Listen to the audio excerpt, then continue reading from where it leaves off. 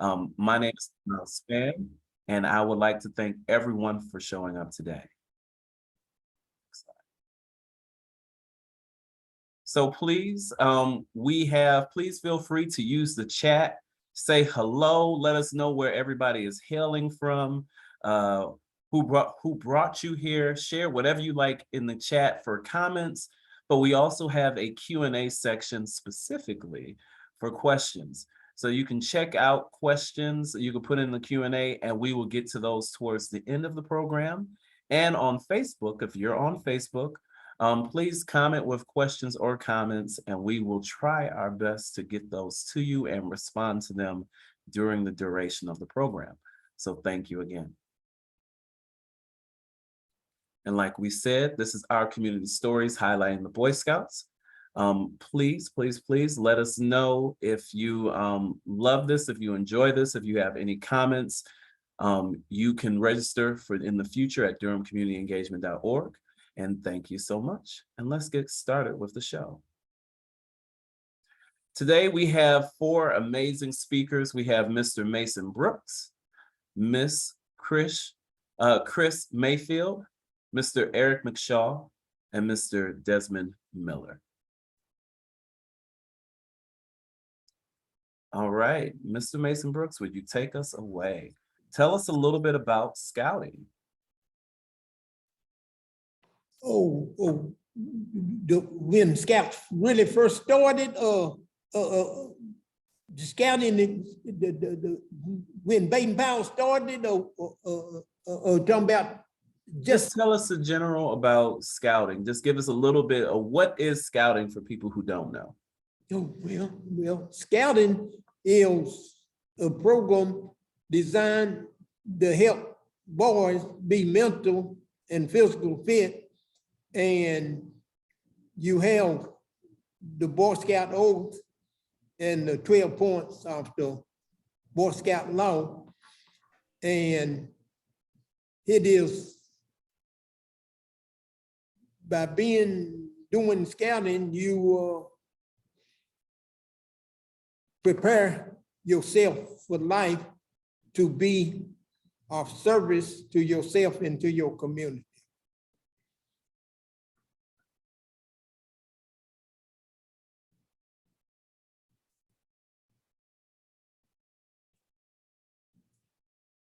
And I'll let somebody else take it up from there. Yes. Chris, could you tell us a little bit about scouting history? I certainly can. So scouting actually started in England, and all scouting, both boy and girl scouting, has the same origin. Lord Baden-Powell decided to bring this program forward, and it moved to the United States very quickly. Boy Scouts was established in the United States in 1910. Girl Scouts followed in 1912. The origin of the programs is very similar. They used to move in the same way, but eventually they diverged. So over time, the Cub Scout program developed, and that has evolved over the years with the various levels: tigers, bears, wolves, webelos. But I think the most recognizable portion of the Boy Scout program is the rank system. And I think a lot of people confuse the ranks with awards. So I know a lot of people think of Eagle Scout as an award, but it's actually a rank. So over the time that a young man is in Boy Scouts, they will work through a number of ranks which have background requirements. So you might have to serve in a position for some time. You might have to earn certain badges, and each of those will help you achieve the next rank. So the Eagle Scout rank is the highest. And then there's also an honor society known as the Order of Arrows, but it really is designed to be well-rounded and allow boys to explore a lot of different areas and interests. The one thing I do like best about the program is that it is very structured. So you will not have situations where people do different things to earn different badges. There's a set number of requirements, you have to do them. You have experts that assist with earning these badges, and then you work your way through the rank. And I wanted to mention the bottom corner with the young men saluting. The young man in the center is actually my uncle Carl Bradley Whitted, known as Cratchy. He was an Eagle Scout here in Durham, and probably would have probably been 1940s or so. And any other, I guess we'll wait for the Q&A for other questions about scouting, or if Desmond wants to add anything. No, I think you hit the nail right on the head. Thank you so much. You're welcome.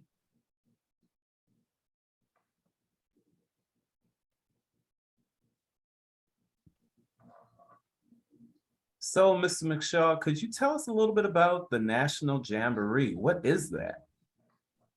Oh, the National Jamboree is the pivotal point of the summer.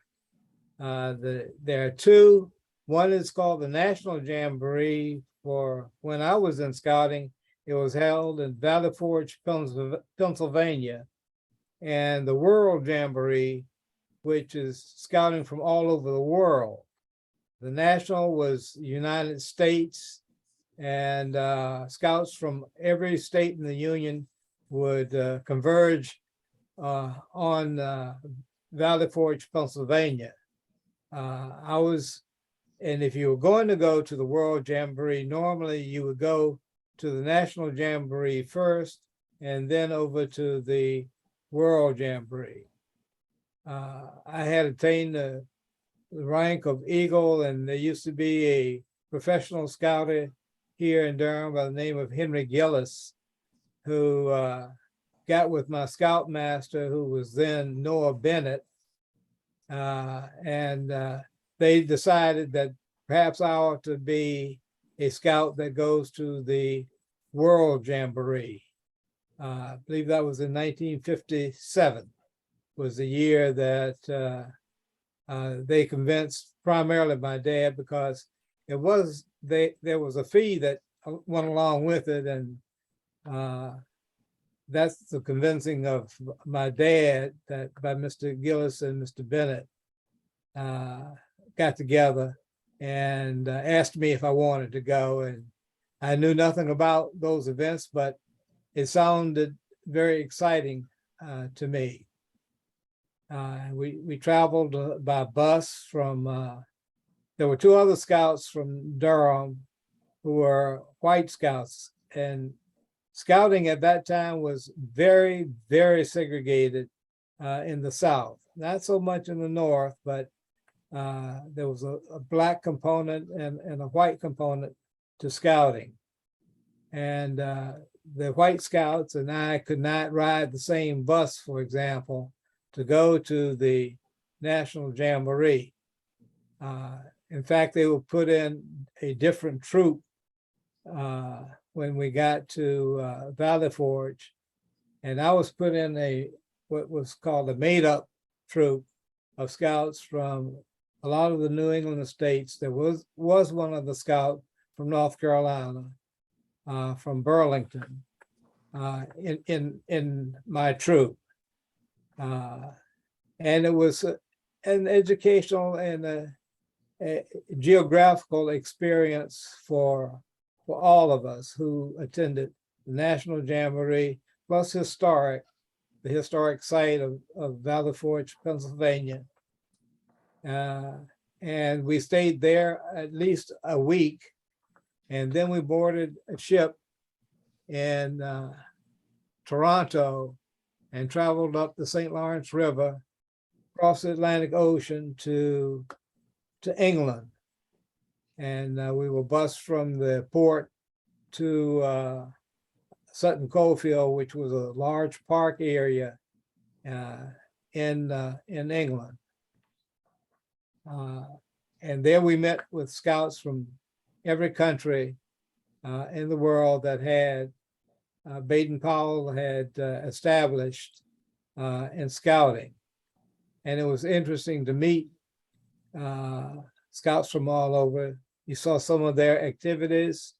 They had each unit, the American unit or the English unit or other foreign units, had their own method of camping, and also preparing meals out in the open, because scouting was really a great introduction to nature and the natural part of the world. So I got to meet a few Scottish scouts. I even brought home a kilt that I had traded for in England. After the National Jamboree, various troops also got to tour Europe. My troop got to go to Switzerland and then to France and return on the ship back to New York Harbor, where my brother met me and we came home. But it was an eye-opening experience, even though it was segregated. The troop that I was with was a white troop. I didn't see any other Black Scouts from America at the World Jamboree, and very few at the National Jamboree. But if you were going to participate in scouting, that's the way it was. Thank you so much. Next, has anybody gone to any good Boy Scout banquets? What happened at the banquets?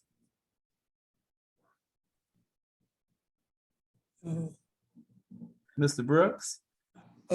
Well, a banquet is where once a year, we used to have it in February. No, we used to have it in, I think, in December or February, where that is a celebration of one every year that you was in scouting. We would have a blue and gold banquet, and that would consist of all the boys and the parents and some visitors. And we usually had a speaker. I remember one time at St. Joseph, we had Michelle, what's his name? Eric's brother, Mickey Michelle, for our banquet speaker. And at what the boys, some of the badges that, like the wolf, the tiger wolf wearing the webelos, some of the badges that they had earned, then we would have a recognition of them where they would come down and the badges would be presented to them. And it was an enjoyable time for the banquet because we had a lot of food and we got. That's great. That's great. Next, so we have some photos of White Rock Baptist Church. Anybody like to talk about that, Chris?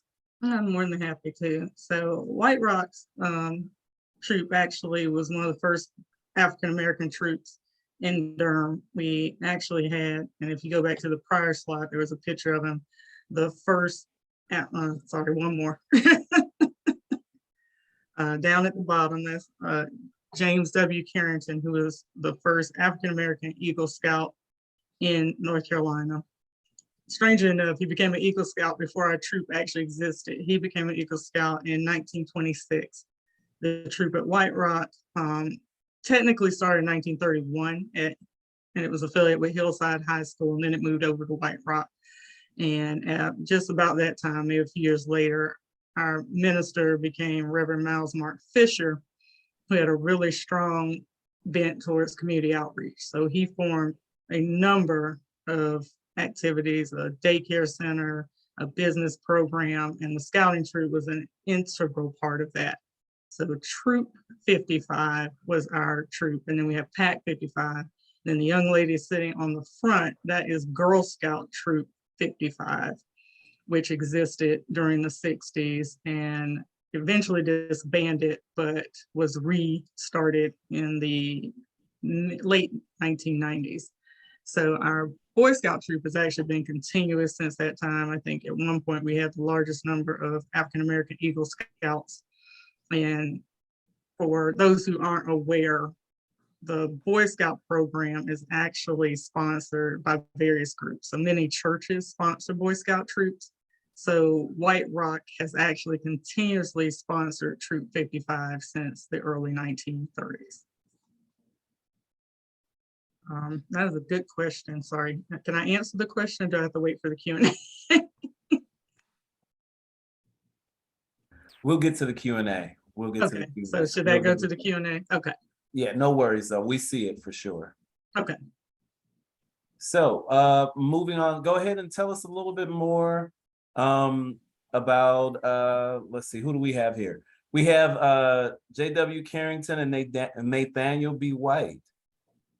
Mr. Michaud, you tell us a little bit about your interactions with Nathaniel B. White and Henry Gillis.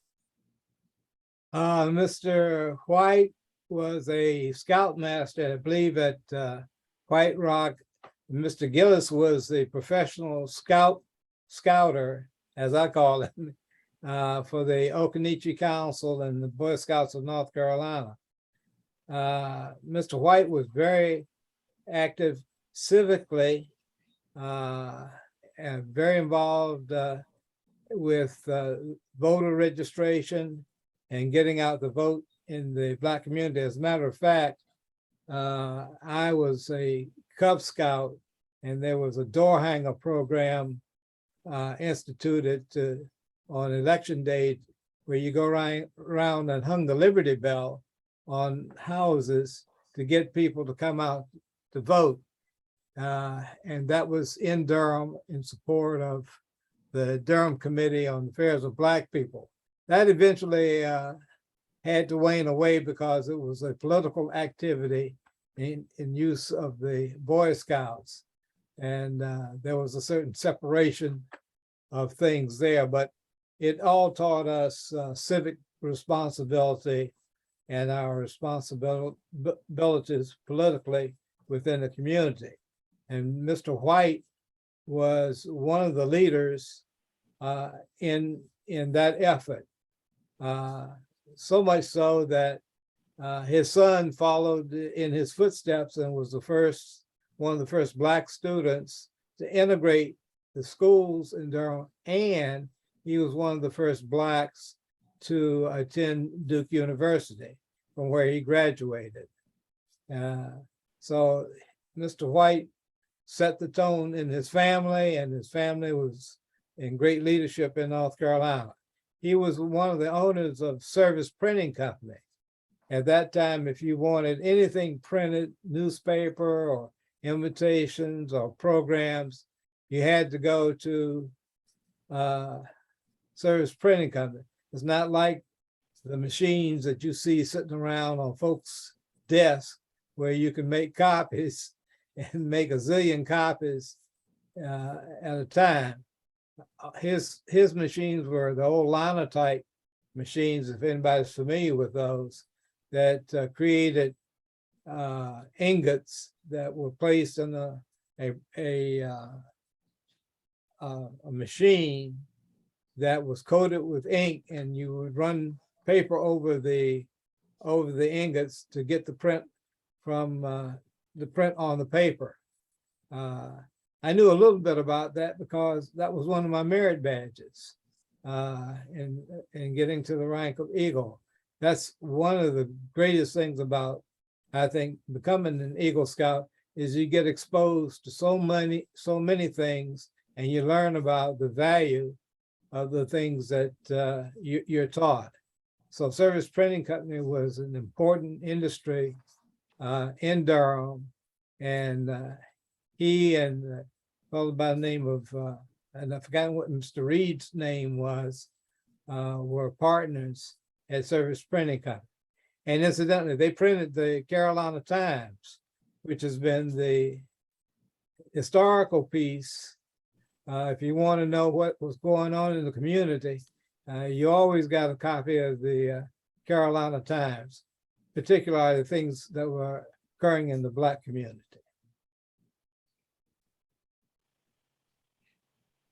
Very good, very good.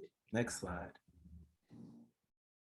And by the way, it was Troop 55 that Troop 105 was always in competition with at the Camporees, White Rock versus St. Joseph's. And White Rock had many more scouts than St. Joseph's. It was a larger church.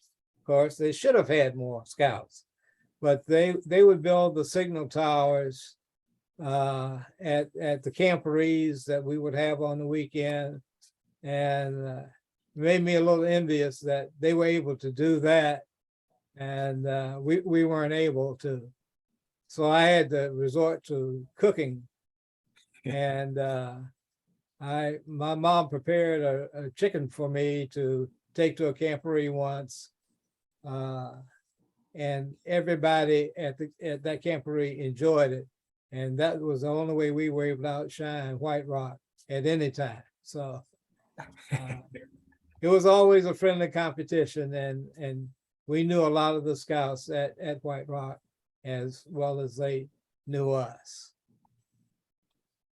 Now, Mr. Brooks, you said that you gave me some documents yesterday Yes. about the establishment and how White Rock and St. Joseph's were both established in 1944. One Pac 55 and Pac. Okay, the Pac 55 and Pac 137 was established in September in 1944 at White Rock. And James Schooler really started the Pac and the troop there. And I was telling Cheryl on the way, and Cheryl saw it, is that you see on Federal Street, St. Joseph, it got a historical society, is still standing. Now, 2 or 3 feet down below there, Miles Park Fisher was the pastor, and that is why that for the people who are not familiar is how they could get started, because W.G. Pearson was the principal of Hillside High School. They called it Hillside High School then, and Schooler was the assistant principal. So they worked back and forth, and that's how they got started there. And for 1 year, I think it was run by the Royal Knights, and somebody that know about the Royal Knights fraterns, and they were in charge of it. And then the following year, it was transferred to, charter was transferred to White Rock, and the other one was transferred to St. Joseph. Wonderful. That Wonderful. history gets to be involved in that. Wonderful.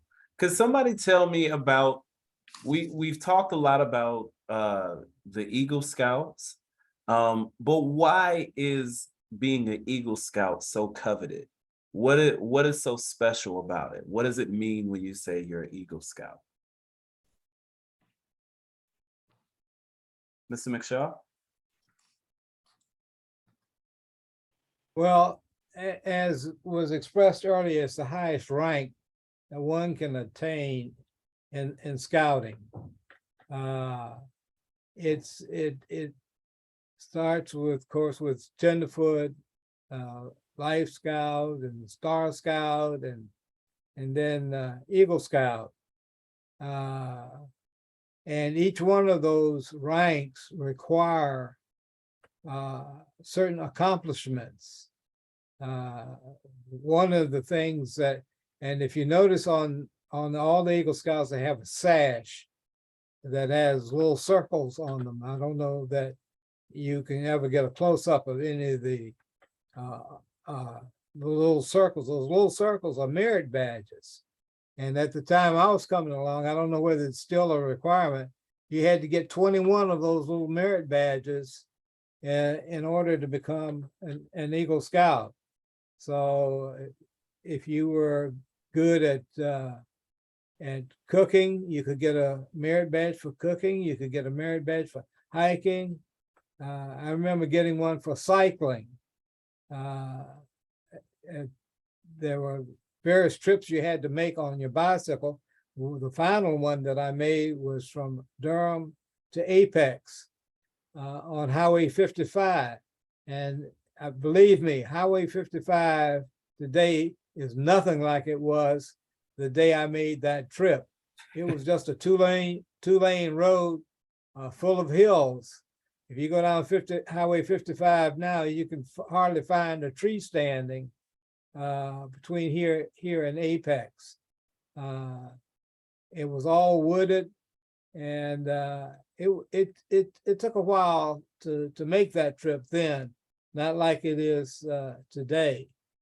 And then there was a fireman's merit badge that you had to learn all the things about a fire department. The equipment that the firemen wore. And I was talking to you, I believe, Miles, about bookbinding, which was an art back in the day. Some people really treasured the books that they read or wrote with leather bound books. I did one for my dad doing this merit badge, one of his favorite books. So it was an introduction to a lot of things that will stay with you for life. My wife is amazed sometimes at some of the things I'm able to do, but I learned it all by scouting and earning merit badges. So it's a broadening experience, and you have to be in awe of the number of accomplishments that a young man might make in order to reach the rank of Eagle Scout. And it makes that person self-confident that he is able and capable of doing things and attaining a position in life, and that position is Eagle Scout. Thank you so much. I would like to, this is Desmond Miller. Thank you so much for that. I also want to add, when you're looking at a young person in that application, just say I'm a CEO of a company, and a young person comes through and they, or anybody comes through that's an Eagle Scout. Right now, male or females can be Eagle Scouts. At the same time, when that application comes by and they say they're Eagle Scout, that shows that this person has some stick-to-itness, because it's a journey to become an Eagle Scout. You have to understand you've gone through years and programs and activities and staying the course. So when you see that person and you meet a person that's an Eagle Scout, that shows some level of stick-to-itness.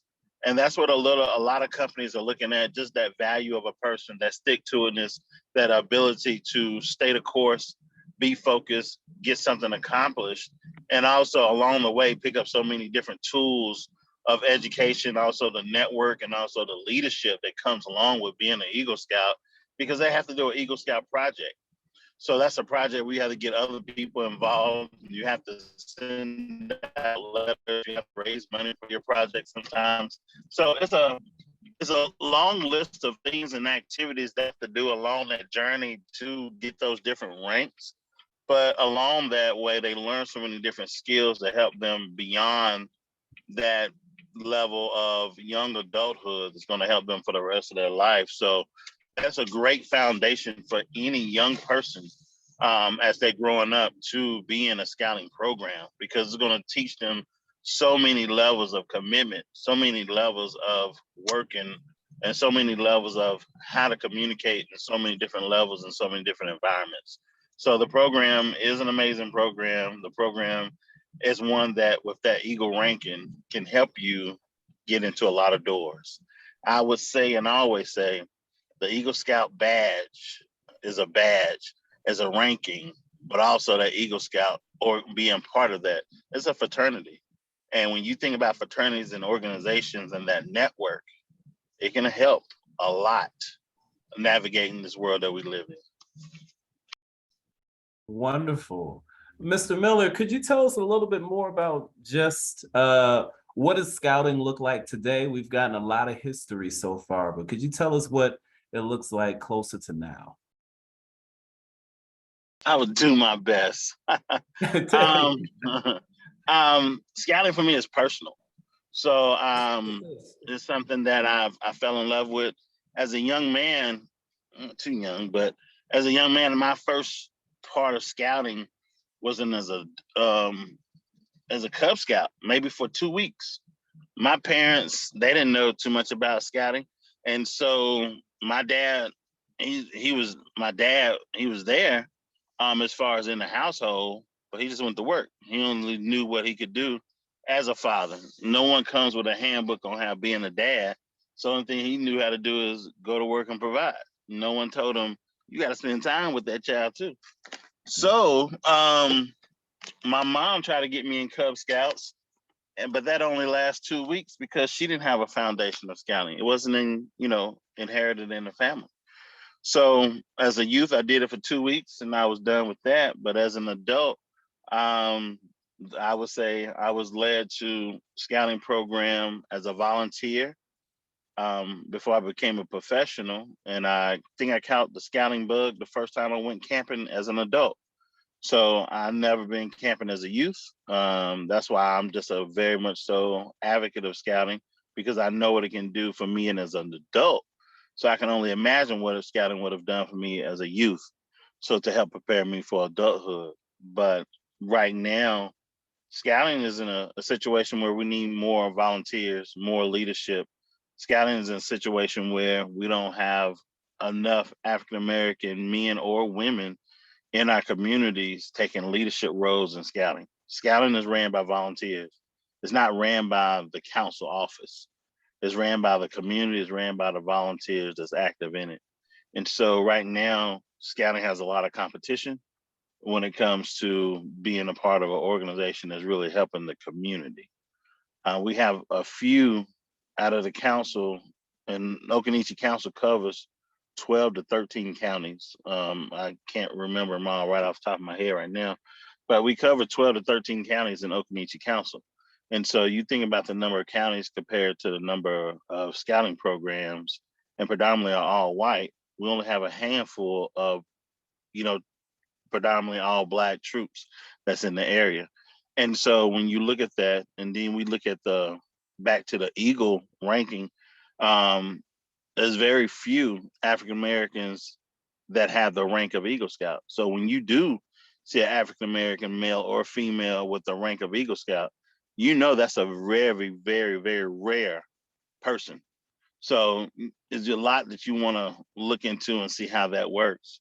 So with that, when you have so many few, you're going to have few leadership opportunities, or few opportunities to continue the legacy of scouting in your community. So when you don't have that legacy to continue on, that's where you have a lack of. So right now, scouting is the numbers are low. The program is still a strong program. Well, it can do impact, but as far as what impact are we making, it's not a lot of impact, but we are making good impact in those areas that they do have scouting programs. So the biggest thing is to really continue to encourage folks to learn about scouting, because my parents didn't really have an understanding of scouting and what the benefits are. The benefits of scouting yesterday are still the benefits of today, and what we already heard. As far as the leadership, as far as the self-reliance as far as the knowledge and the wisdom, and the skill sets are amazing. And then the opportunity for young people to be introduced to so many activities and so many opportunities, you really find what you really want to do as a young person at an early time, compared to those who may not have the opportunity to have that same exposure to different outlets and activities. You won't hear as much as a young person who's gone through scouting and has obtained the rank of the Eagle Scout, that question of, I don't know, or like, what do you want to do? I don't know. But as a scout and you experience a lot, you have a lot more choices and thinking options, what you may want to do. So when you think about scouting and young people going to college, or young people taking it to the next level after graduating from high school, they have a better sound base of what they want to do, because they have so many different experiences and exposure to different things of this world that are very positive, and also opportunities to meet different people who are experts in those fields, because most of the merit badges and the information that is introduced to young people is from professionals. So you may have professionals that from Cisco, from the universities. Most of the people that are teaching these merit badges, and it's still merit badges, you still got to have at least 21 to 25, I believe, to get the rank of Eagle. You got to have at least that minimum. And there's certain ones you have to have as well. So right now, scouting is a need for strong leadership and volunteers in the community. So right now the numbers are low, but the quality is still there.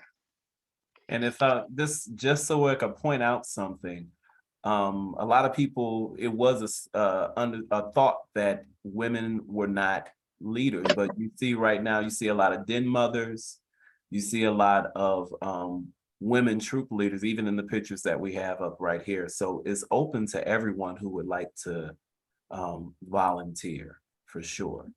Yes, most definitely. And I want to add, Black people do camp. So let's go camping. Learning how to camp is a great opportunity. And it's okay to go outside. And some people say, oh, I don't like the outdoors, but trust me, like I tell anybody, Jesus had to go in the wilderness. So get your mind right. You'll find a lot of peace outside. Next slide, next slide. Mr. Brooks, tell me about the Pinewood Derby. Okay, Pinewood Derby is one of the activities that the Cub Scouts had every year. And I think it was held in February. And we, in 1984, participated in the first Pinewood Derby that we had at Pac 137 St. Joseph, and we didn't have but 5 boys because we didn't start until September, October, something like that. And I was shocked and surprised at that first Pinewood Derby in 1985 is that 2 of our boys they had a lot of activities besides making cars, but they had a lot of other activities going on. And 2 of my Cub Scouts won first place. And let me back up a little bit. What it is, it's an activity that the boys has got to have a block of wood, and they got to carve it into a car, and they get to race it. And over the years, we have won first, second, and third places. And at the Pinewood Derby, besides the first, second, and third place winners, you had won the card, you had would be the best made. And over the years, we have won in all of those categories on the Pinewood Derby. And I gave you some pictures. Is this some of the pictures of somebody else of these Pac 137? car? This is 137. Okay, all right, y'all see it there? And I would like, I don't know whether it's the right time, but I never was part of a scouting program because I grew up in the country and it was segregated and they never would let me participate. But I got involved in scouting because of my sons. I had 3 boys and my oldest son wanted to be a Cub Scout. So that's how I got involved in scouting. All right. Well, it is 12:47, so I'm gonna pause. We're gonna answer a few questions. And these are just more pictures of just different moments in scouting and different things. But please, if you have any questions, type them in the Q&A section so I can answer them. I will go through the chat and double check in the chat to see what has been asked. But the first question that I have, and I'm thinking this might be to Mr. Miller, can you please share examples of actually any of the scouts? Can you please share examples of some of the Eagle Scout projects that were done in Durham? This is Desmond Miller. Well, one in particular, if anybody ever goes downtown Durham again, to like some food truck rodeo or I think Durham Central Park area down there, there is a stairway going from, I guess, some parking lot back down below. A scout has done that. It's bookshelves in some of the elementary schools and high schools. It's some ballparks here in Durham. You got projects, benches. You got a few bridges done. Even over at some of the charter schools, I think over there near Duke, there's some projects. It's some all over, to be honest with you. You can find them in different places. I was in an elementary school, I was substitute teaching, and I saw a bookcase that was done by one of the scouts. So there's small little treasures around Durham with different projects is done throughout the city. There's a lot of opportunity to see those.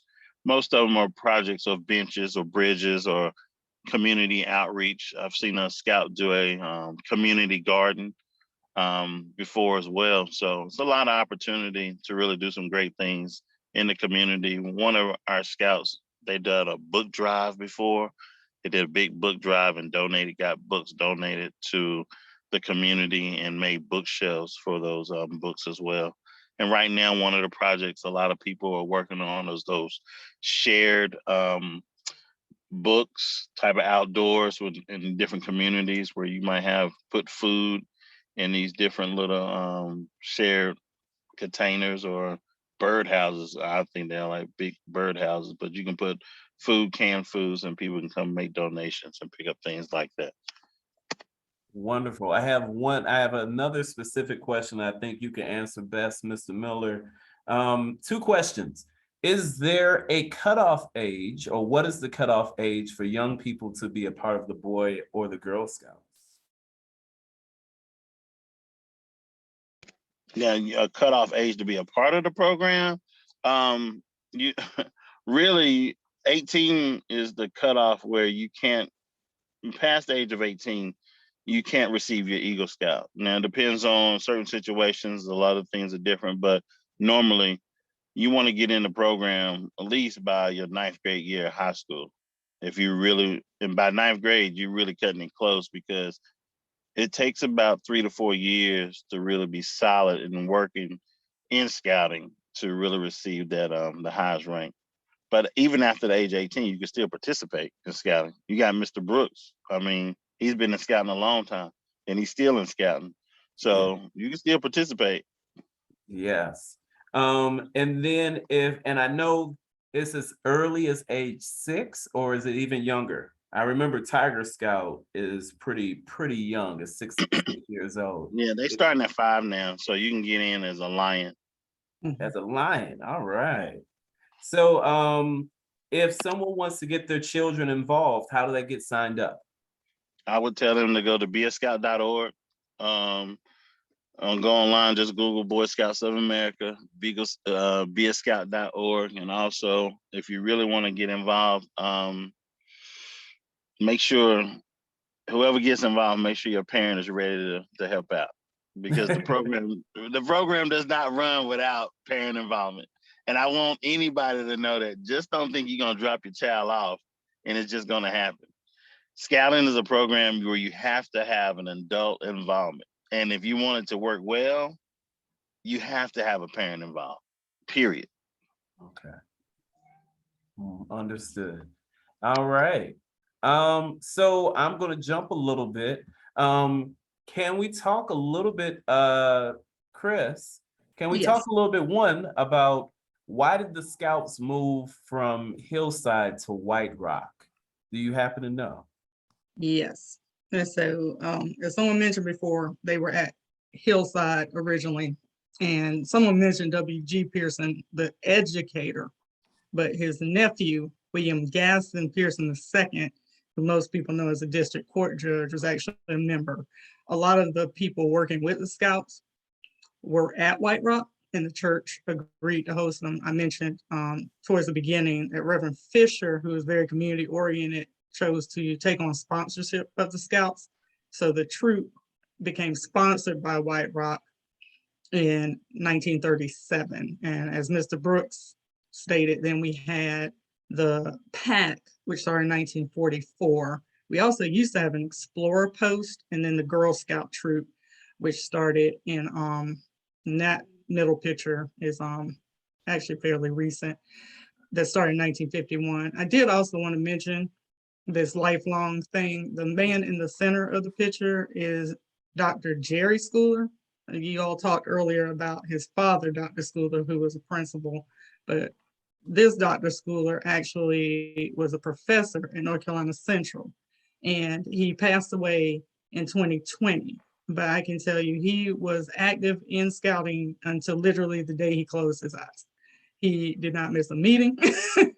He would go hiking and camping. So it really is a lifelong program. Wonderful. Could you give us a little information about R. Kelly Bryant? Yeah, so Mr. Bryant, I don't think there's a person in Durham, even if you don't know, you know Mr. Bryant, you know Mr. Bryant. If you've ever driven down Durham Freeway, that lovely blue bridge that lights up at night is named after Mr. Bryant. And he was originally from Rocky Mount.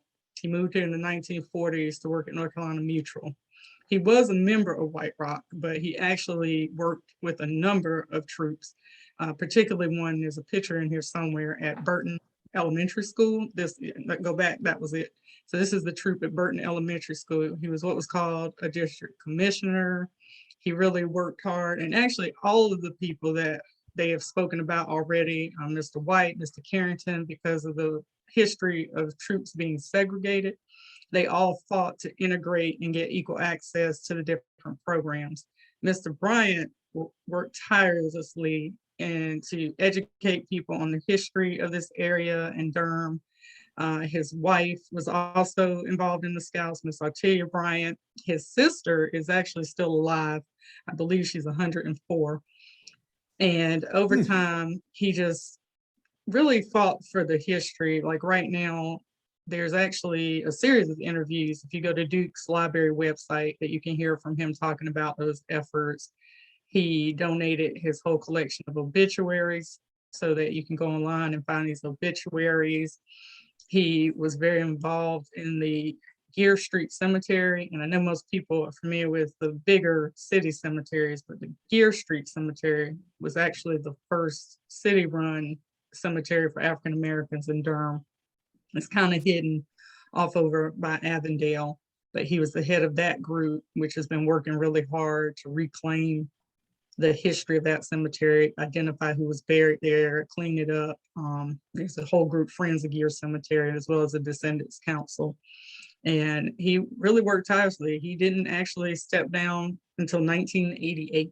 So over 45 years working with the Scouts. Wow. Wow, that's amazing.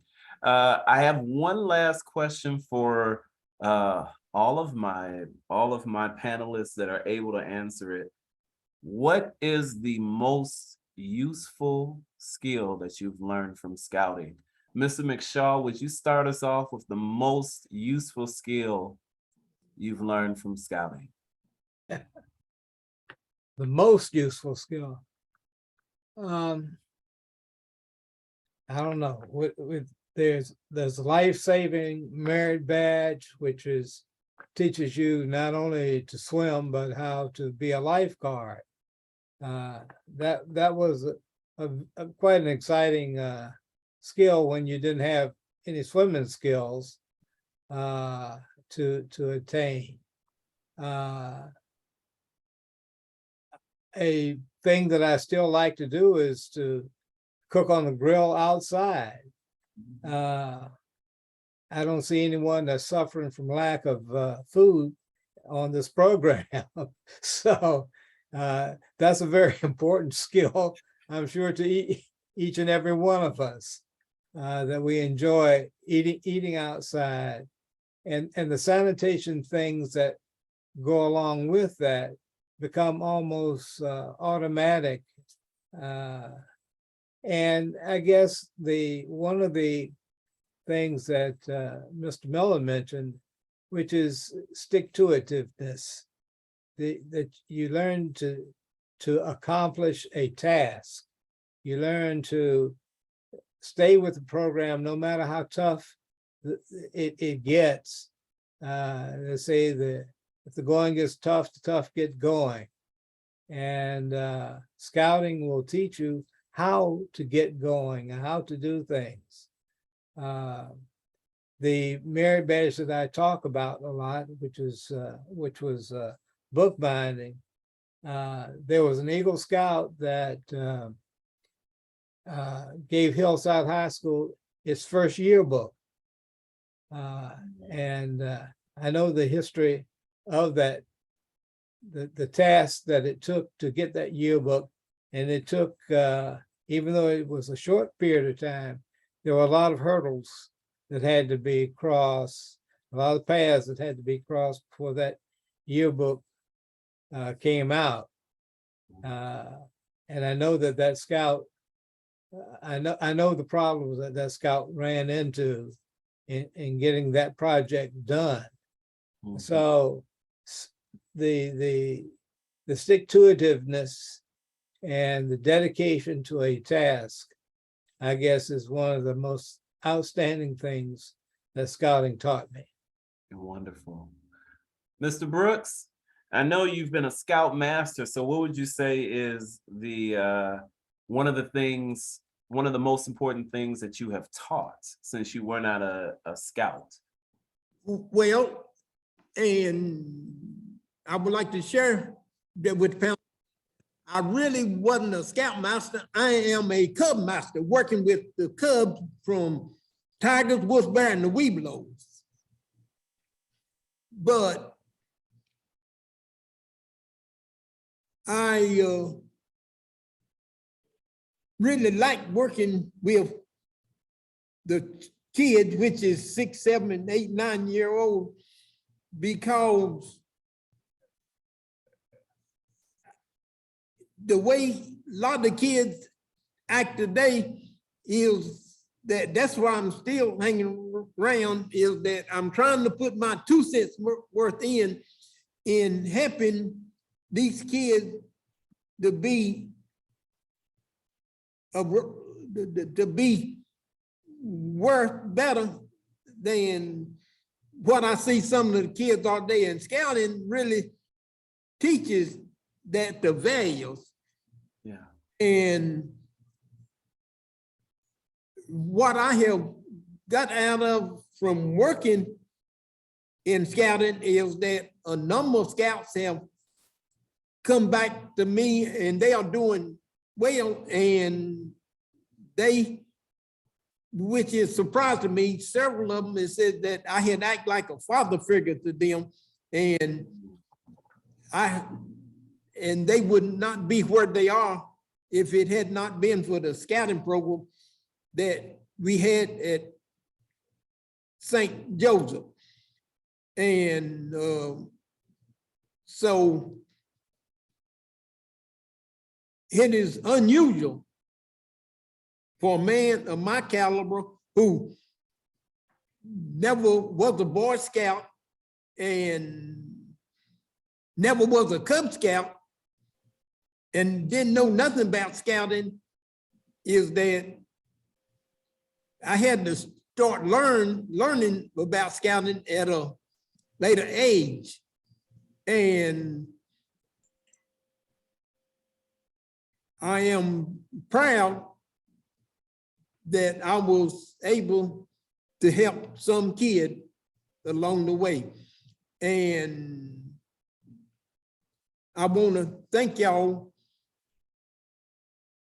in a humbling way to let me be here and put my 2 cents worth in among all these great leaders that are Eagle Scouts and that were in the scouting program. Yeah. So I consider it an honor for me to be sitting here today. Well, we want to honor you and all of our panelists because this has been a great experience. We're going to allow to wrap up for right now, but we will. Miles, stay may I on say for- something? Oh, yeah. I just want to congratulate you on this program as well. I think you've done an outstanding job in bringing the attention to a much needed subject, and that's the Boy Scouts. To support people like Mr. Brooks and Ms. Mayfield, who is a Girl Scout leader, if I remember correctly, how she was introduced to us. Yes. So these are people who have dedicated themselves to the uplifting of our youth. And I really want to applaud them and for you pointing this out and bringing this program around. Thank you. Well, thank you. Once again, this is all due to Neighborhood Improvement Services, our equitable engagement programming, and we are happy to have everyone be here today. Next slide, please. Also, we want to do just really quickly say we had one of our amazing panelists from last month passed away recently. Her name is Alice Cheek. She passed away. She spoke with us on our Edgemont series. She was a phenomenal servant, worked in this community and lived in this community for many, many years. She passed away recently, so we want to make sure that we honor her before we do anything else. We want to say thank you and rest in peace, and that we love her and that we will miss her. Next slide, please. And